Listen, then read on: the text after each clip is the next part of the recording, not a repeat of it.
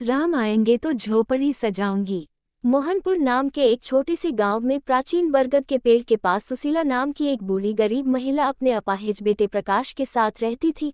प्रकाश बचपन से ही दोनों पैर से चल नहीं पाता था। मिट्टी और भूसे से बनी सुशीला की छोटी सी झोपड़ी गांव के पीछे किनारे पर थी, जिस पर अक्सर राहगीरों का ध्यान नहीं जाता था। अपनी जीवन की गरीबी और कठिनाई के बावजूद सुशीला भगवान राम में अपनी अटूट आस्था के लिए जानी जाती थी। एक और दिन बीत गया और अभी तक मेरे भगवान राम नहीं आए हैं, लेकिन मुझे पता है कि वो आएंगे। वो एक दिन मेरे दुखों को दूर करने जरूर आएंगे। मुझ गरीब की झोपड़ी में वो जरूर आएंगे। माँ, प्यास लगी है। हाँ बेटा, अभी देती हूँ, पानी भी और खाना भी। ये रही राम जी की थाली और ये तेरी। माँ, तुम्हें बचपन से उनकी थाली लगाते देख रहा हूँ। माँ, क्या तुम्हें पक्का विश्वास है कि भगवान राम हमारे झोपड़ी में आएंगे? हाँ बेटा, मुझे पूरा विश्वास है, मेरे राम मेरी झोपड़ी में जरूर आएंगे। वो जानते हैं मैं उनकी प्रतीक्षा में आंखें बिछाए बैठी हूँ, उन्हें मुझे दर्शन देने आना ही होगा। हर दिन सुशीला अपनी कुटिया को साफ करती थी और अपने मिट्टी के बर्तन में चावल और दाल का एक छोटा सा हिस्सा पकाती थी, इस उम्मीद में राम जी उससे मिलने आएंगे। उसके आस्था को लेकर गांव वाले अक्सर उसका मजाक उड़ाते थे, जिनमें गांव का जमींदार भी शामिल था। जब भी वो उस रास्ते से गुजरता था, सुशीला को देखकर बहुत हंसता था।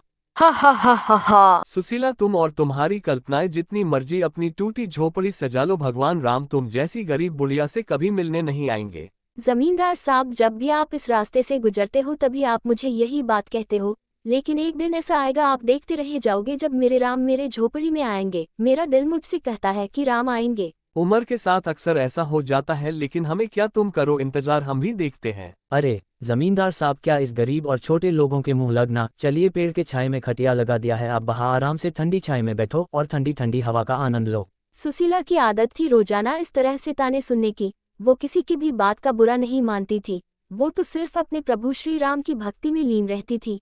एक दोपहर में जब सुशीला घर के बाहर लकड़ी इकट्ठा कर रही थी, दो युवा सुंदर साधु साधारण कपड़े पहने हुए उसके झोपड़ी के पास आए। उनकी उपस्थिति शांत थी। माँ, क्या हमें थोड़ा पानी मिल सकता है? हम बहुत दिनों से यात्रा कर रहे हैं, हमारा पानी समाप्त हो गया है। हाँ हाँ मेरे बच्चों, कृपया अंदर आओ, भोजन का समय हो गया है। तुम दोनों के लिए भी भोजन लाई हूँ और साथ में पानी भी। माँ, कौन आए हैं? बेटा, दो ऋषि पधारे हैं, यात्रा पर निकले थे, इसलिए यहाँ विश्राम करना चाहते हैं। ये मेरा बेटा है प्रकाश। सुशीला भोजन की थाली लगा देती है। माँ, अपने भोजन के लिए ये 3 थाली क्यों लगाई हैं? हम तो सिर्फ 2 ही है। बेटा, ये थाली मैंने भगवान राम के लिए है। मैं जब भी मैं भोजन लगती हूँ तो एक थाली भगवान राम के लिए निकालती हूँ, जो कि मुझे एक न एक दिन मेरे इस झोपड़ी में जरूर आएंगे और इस भोजन को ग्रहण करेंगे। ए लो बेटा, खाओ। सुशीला की बातें सुनकर दोनों युवा ऋषि मुस्कुराते हैं। उन्हें घंटों बातें की। युवा ऋषि ने गांव और सुशीला के जीवन और राम जी के प्रति अटूट विश्वास के रामेरी उसके कहानी ध्यान से सुनी। जैसे ही शाम हुई, युवा ऋषि जाने के लिए खड़े हो गए। आपसे मिलकर और आपके प्रभु श्री राम भक्ति देखकर हृदय आनंद से भर गया। धन्यवाद। बस तो मेरी इच्छा है कि राम जी ऐसे ही मुझसे मिलने आए, जैसे आप आए हैं। तुम्हारी भक्ति जीत गई माँ, देखो मैं तुमसे मिलने आ गया। तुम्हारी भक्ति मुझे यहाँ तुम्हारी झोपड़ी में खींच लाए। सुशीला देखती है, दोनों युवा राम और लक्ष्मण के रूप में आ जाते हैं। सुशीला को कुछ पल के लिए तो अपनी आंखों पर यकीन ही नहीं हुआ, उसकी खुशी का ठिकाना नहीं हुआ। उसे अपनी प्रभु श्री राम के दर्शन हो गया।